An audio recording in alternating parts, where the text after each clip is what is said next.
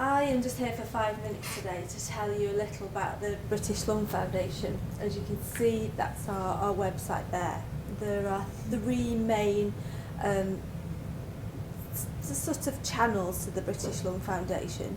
There is a research arm, and the British Lung Foundation don't necessarily do any research into infections at all. They chose to focus on other lung conditions.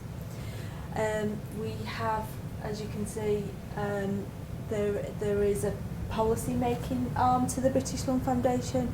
The big smoking in cars, I don't know what you really call it, but the law was changed as a result of the British Lung Foundation lobbying MPs to get that through Parliament. And our next big hurdle is plain packaging for tobacco. And then we have the helpline, and the helpline is staffed with information assistants, nurses like myself with a history of long history of working in respiratory care, and people who can advise on benefits.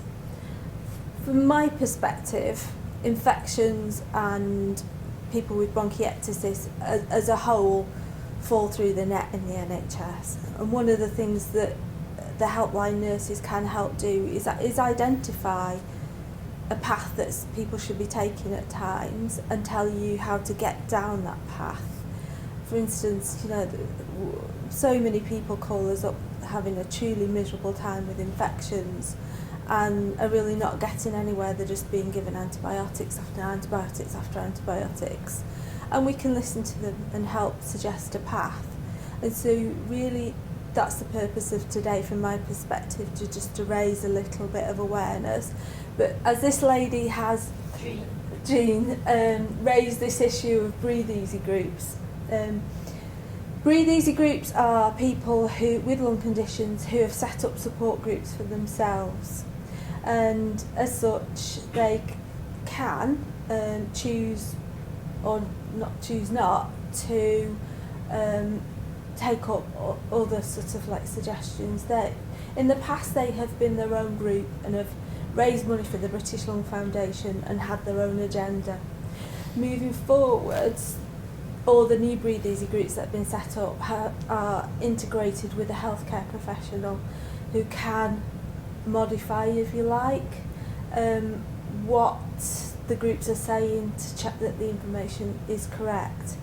And also moving forwards, we now have group support officers in our office who can also regulate the group slightly as well.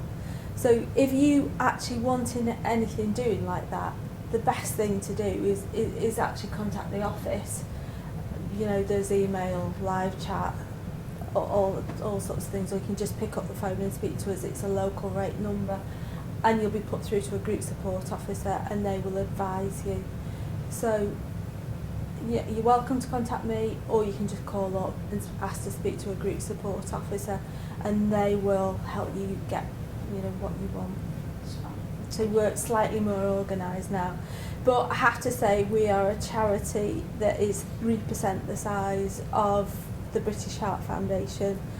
So, we're not a big organisation, we're very small.